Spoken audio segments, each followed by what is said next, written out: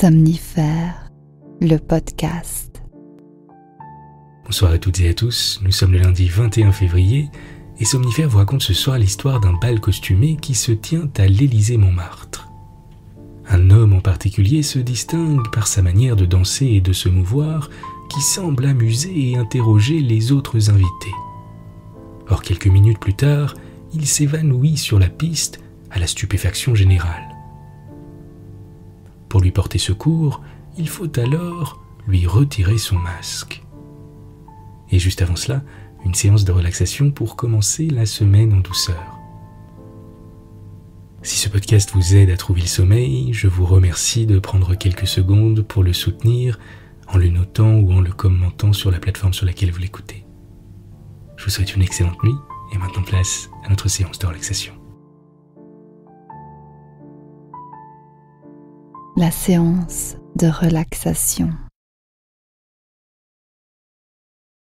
On va commencer la semaine avec un petit exercice de relaxation qui va nous permettre de relâcher les tensions accumulées et de se préparer à sombrer dans un sommeil tranquille.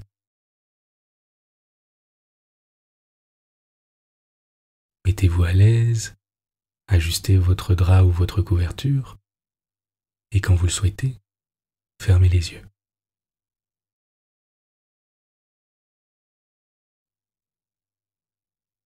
On va commencer par prendre ensemble une longue inspiration en gonflant à la fois le ventre et les poumons. Et on relâche toutes les tensions à l'expire. Vous pouvez, si vous en ressentez le besoin, répéter l'exercice une seconde fois.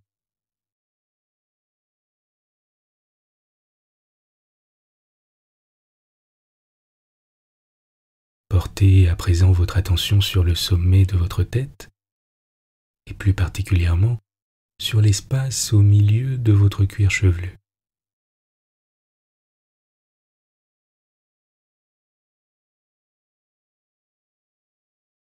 Pendant un petit moment, focalisez entièrement votre attention sur cet espace et observez simplement vos sensations.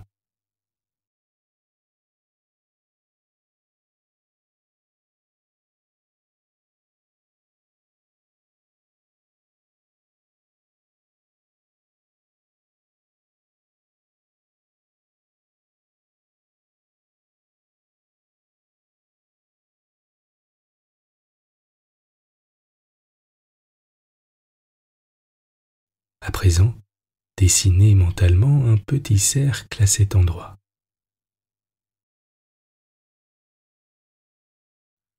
Et continuez d'observer vos sensations tout en portant votre attention sur votre respiration et sur l'air qui entre et sort de vos narines.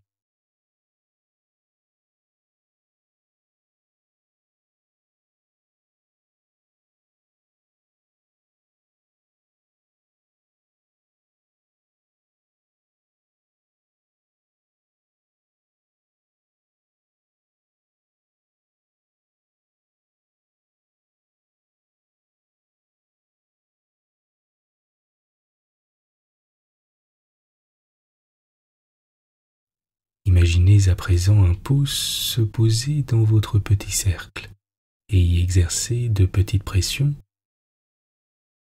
délicatement, avec douceur.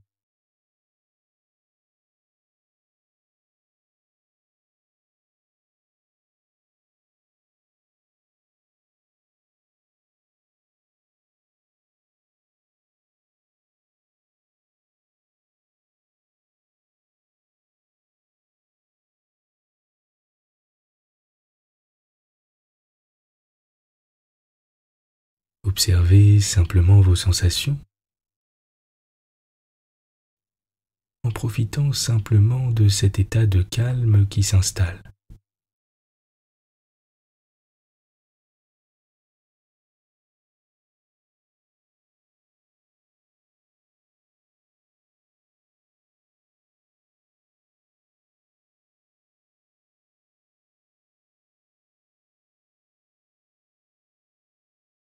Laissez à présent votre cercle lentement s'agrandir et venir envelopper et détendre chaque partie de votre corps. D'abord votre cuir chevelu,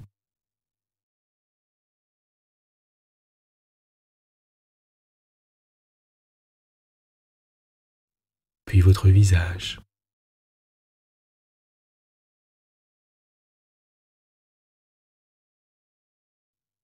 vos épaules,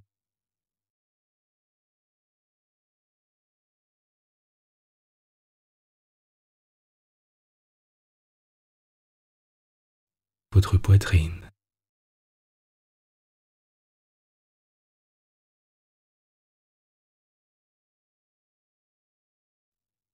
votre ventre,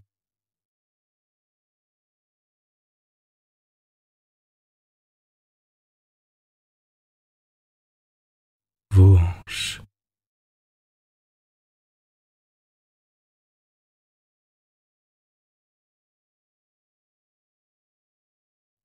vos cuisses,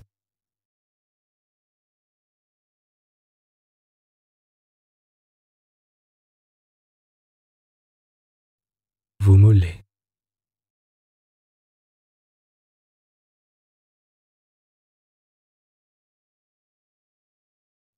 et enfin vos pieds.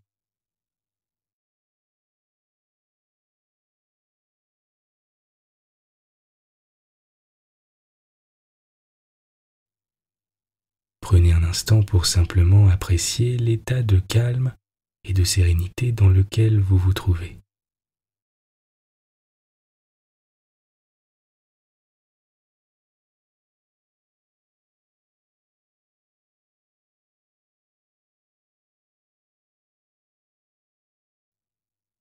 Et pendant la prochaine minute, portez simplement votre attention sur votre respiration et sur les mouvements de votre ventre qui vous berce à l'inspire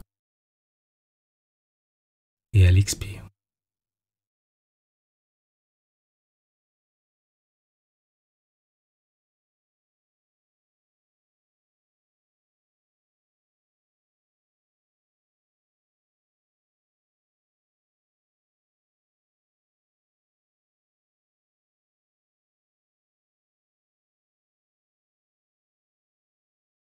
Notez comme votre corps semble se détendre toujours un peu plus à chaque expire.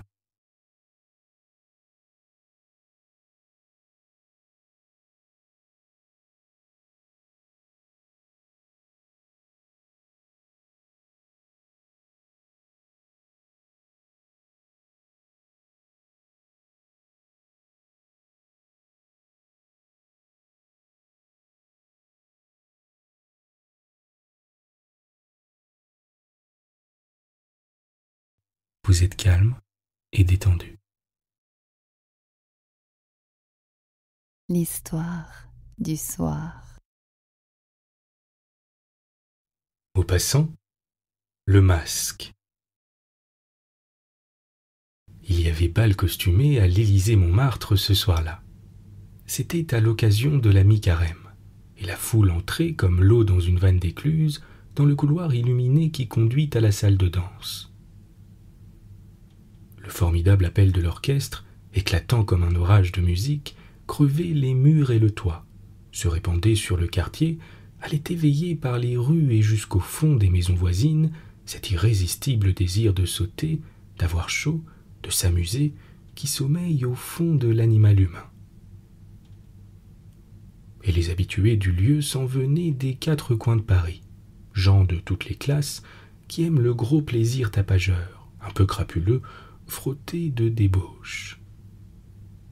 C'étaient des employés, des souteneurs, des filles de tout drap, depuis le coton vulgaire jusqu'à la plus fine batiste, des filles riches, vieilles et diamantées, et des filles pauvres, pleines d'envie de faire la fête, de dépenser de l'argent.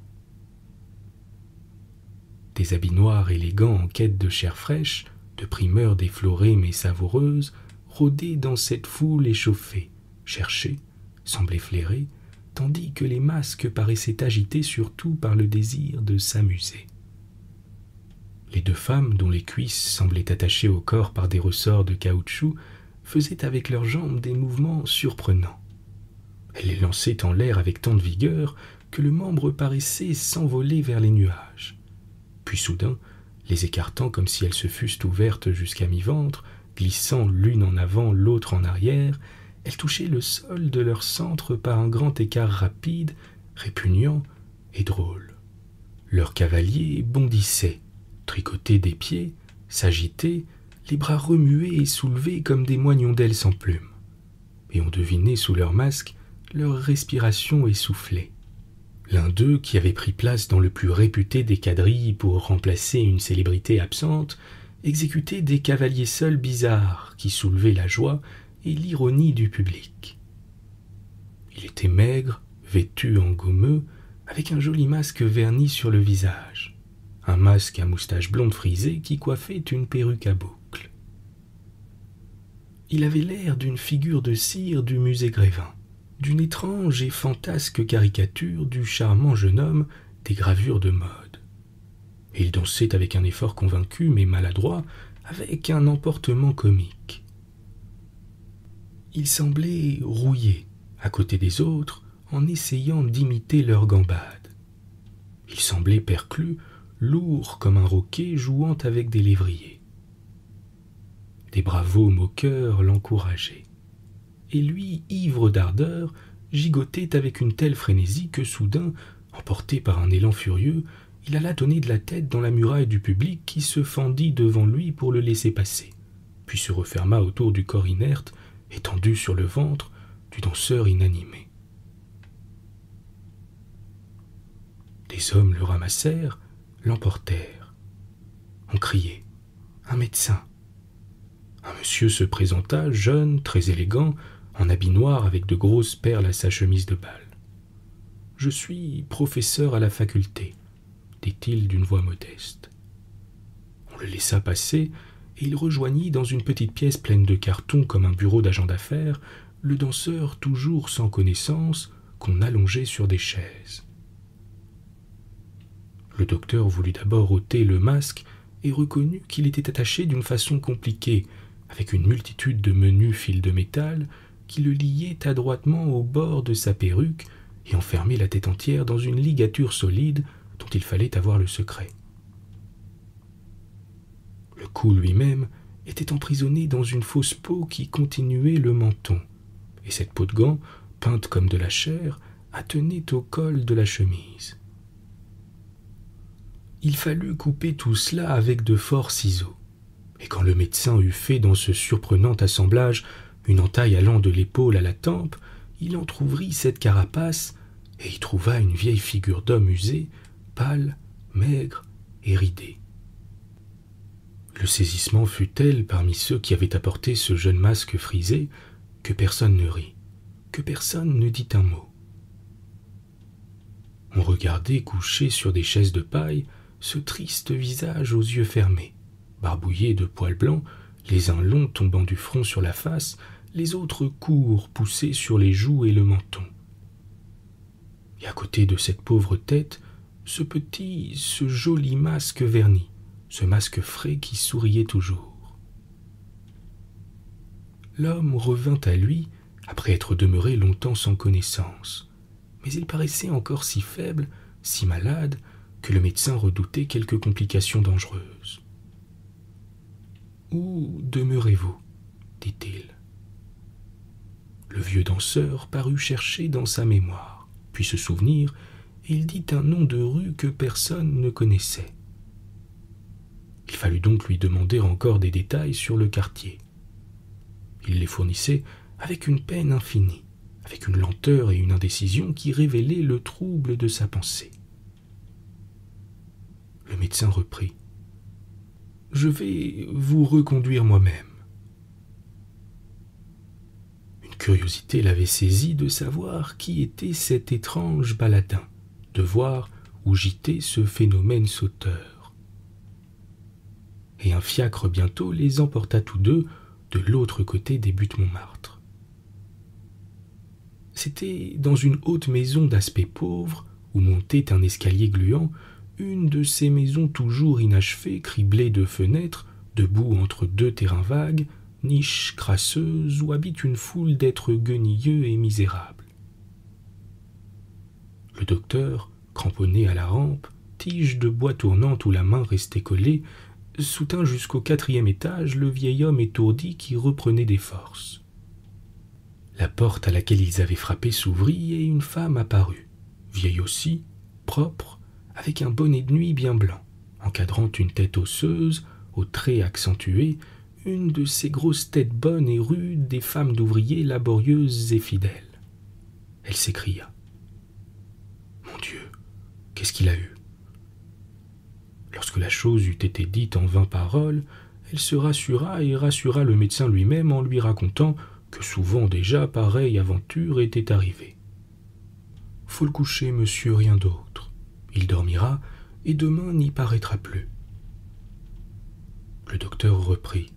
« Mais c'est à peine s'il peut parler. »« Oh, c'est rien, un peu de boisson, pas autre chose. Il n'a pas dîné pour être souple. Et puis, il a bu 2 vertes pour se donner de l'agitation. La verte, voyez-vous, ça lui refait des jambes, mais ça lui coupe les idées et les paroles. Ce n'est plus de son âge de danser comme il fait. Non, c'est à désespérer qu'il ait jamais une raison. » Le médecin surpris insista. « Mais pourquoi danse-t-il d'une pareille façon, vieux comme il est ?» Elle haussa les épaules, devenue rouge sous la colère qui l'excitait peu à peu. « Ah, pourquoi ? Parlons-en. Pour qu'on le croie jeune sous son masque, pour que les femmes le prennent encore pour un godelureau et lui disent des cochonneries dans l'oreille, pour se frotter à leur peau, à toute leur sale peau, avec leurs odeurs et leurs poudres et leurs pommades. Ah, c'est du propre. Allez, j'en ai eu une vie, moi, monsieur, depuis 40 ans que cela dure. Mais faut le coucher d'abord pour qu'il ne prenne pas mal. Ça vous ferait-il rien de m'aider? Quand il est comme ça, je n'en finis pas toute seule. »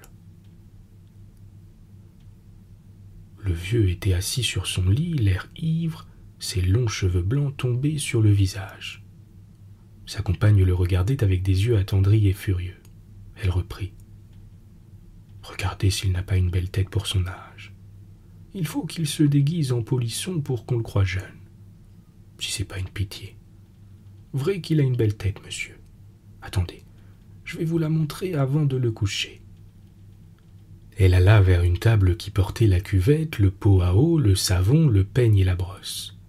Elle lui donna en quelques instants une figure de modèle de peintre, à grandes boucles tombant sur le cou, puis reculant afin de le contempler. Vrai qu'il est bien pour son âge. Très bien, affirma le docteur qui commençait à s'amuser beaucoup. Elle ajouta. Et si vous l'aviez vu quand il avait 25 ans, mais faut le mettre au lit. Sans ça, ces vertes lui tourneraient dans le ventre. Tenez, monsieur, voulez-vous tirer sa manche? Plus haut, comme ça. Bon, la culotte maintenant. Attendez, je vais lui ôter ses chaussures. C'est bien. À présent, tenez-le debout pour que j'ouvre le lit. Voilà. Couchons-le. Si vous croyez qu'il se dérangera tout à l'heure pour me faire de la place, vous vous trompez. Faut que je trouve mon coin, moi, n'importe où. Ça ne l'occupe pas. Un jouisseur, va. Dès qu'il se sentit étendu dans ses draps, le bonhomme ferma les yeux, les rouvrit, les ferma de nouveau, et dans toute sa figure satisfaite apparaissait la résolution énergique de dormir. Le docteur, en l'examinant avec un intérêt sans cesse accru, demanda. « Alors, il va faire le jeune homme dans les bals costumés. »« Dans tous, monsieur, et il me revient au matin dans un état qu'on ne se figure pas. Voyez-vous, c'est le regret qui le conduit là et qui lui fait mettre une figure de carton sur la sienne. Oui, le regret de n'être plus ce qu'il a été, et puis de n'avoir plus ses succès. » Il dormait maintenant et commençait à ronfler. Elle le contemplait d'un air apitoyé, et elle reprit. « Ah, il en a eu des succès, cet homme-là. Plus qu'on ne croirait, monsieur.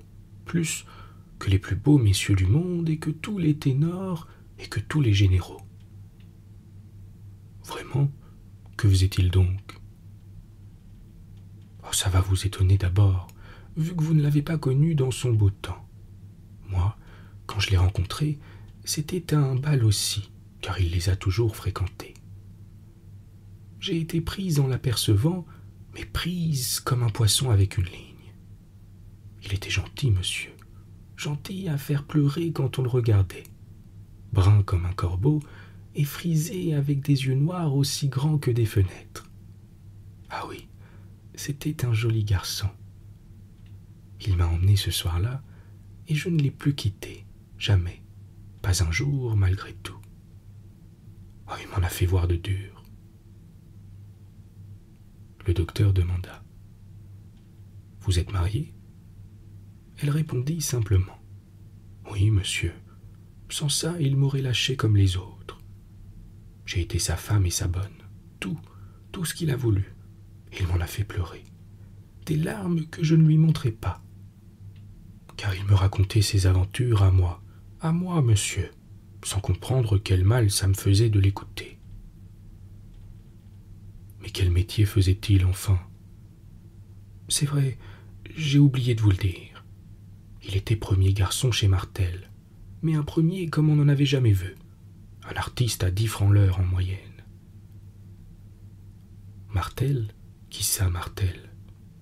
Le coiffeur, monsieur, le grand coiffeur de l'opéra qui avait toute la clientèle des actrices. Oui, toutes les actrices les plus huppées se faisaient coiffer par Ambroise et lui donner des gratifications qui lui ont fait une fortune. Ah, monsieur, toutes les femmes sont pareilles, oui, toutes. Quand un homme leur plaît, elles se l'offrent. C'est si facile. Et ça fait tant de peine à apprendre. Car il me disait tout, il ne pouvait pas se taire. Non, il ne pouvait pas. Ces choses-là donnent tant de plaisir aux hommes, plus de plaisir encore à dire qu'à faire peut-être. Quand je le voyais rentrer le soir un peu pâlot, l'air content, l'œil brillant, je me disais: encore une. Je suis sûr qu'il en a levé encore une. Alors, j'avais envie de l'interroger, une envie qui me cuisait le cœur, mais aussi une autre envie de ne pas savoir, de l'empêcher de parler s'il commençait. Et nous nous regardions. Je savais bien qu'il ne se tairait pas, qu'il allait en venir à la chose.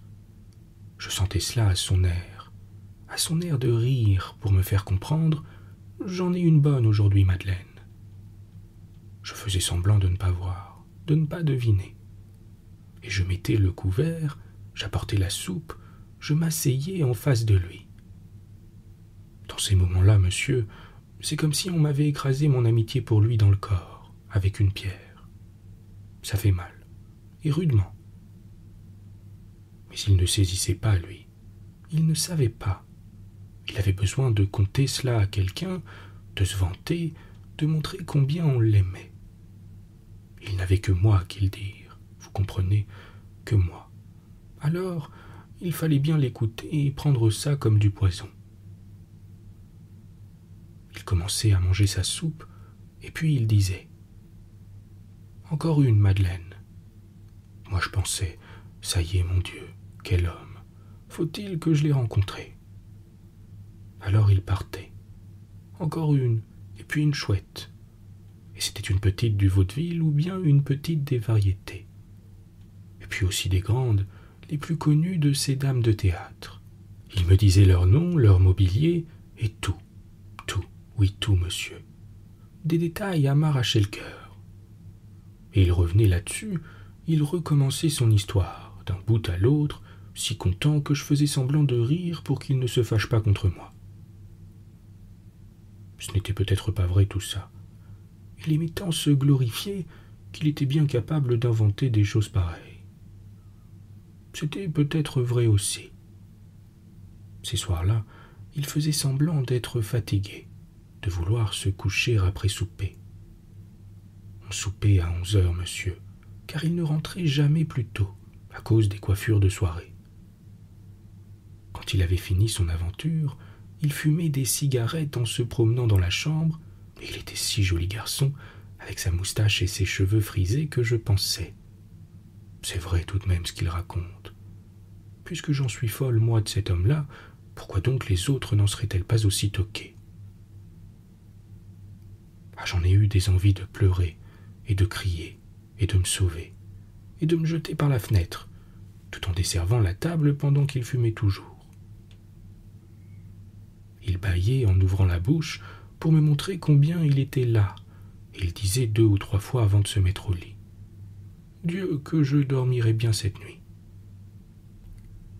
Je ne lui en veux pas, car il ne savait point combien il me peinait.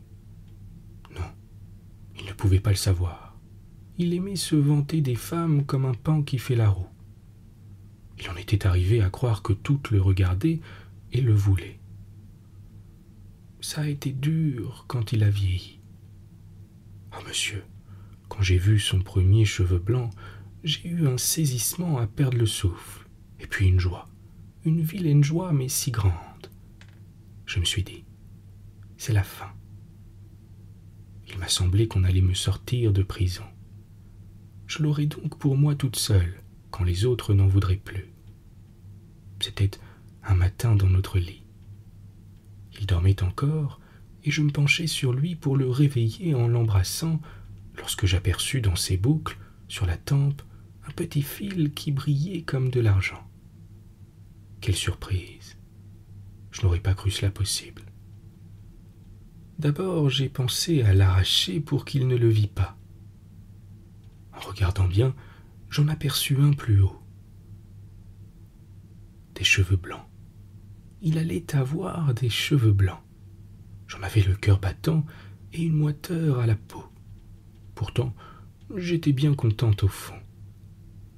C'est laid de penser ainsi, mais j'ai fait mon ménage de bon cœur ce matin-là, sans le réveiller encore, et quand il eut ouvert les yeux tout seul, je lui dis: « Sais-tu ce que j'ai découvert pendant que tu dormais ?»« Non. J'ai découvert que tu as des cheveux blancs. »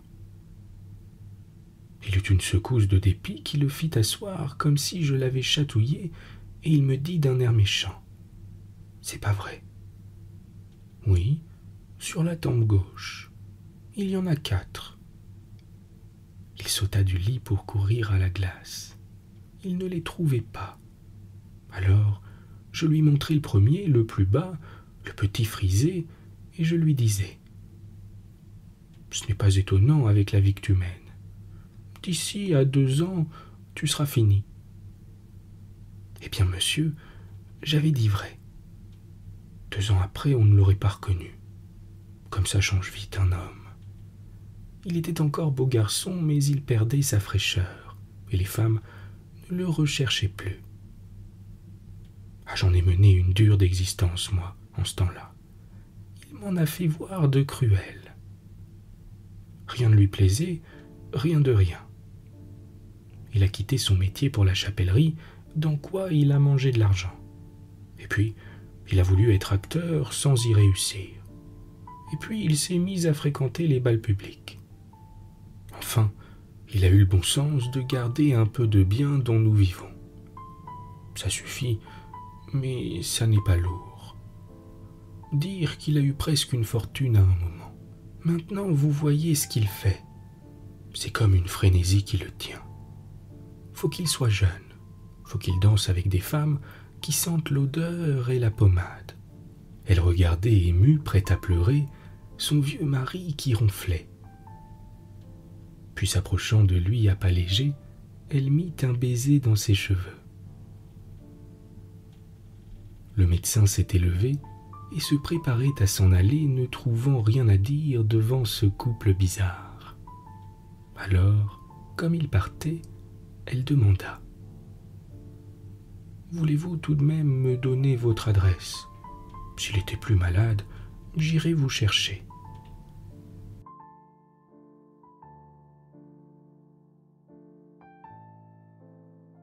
Bonne nuit. Bonne nuit.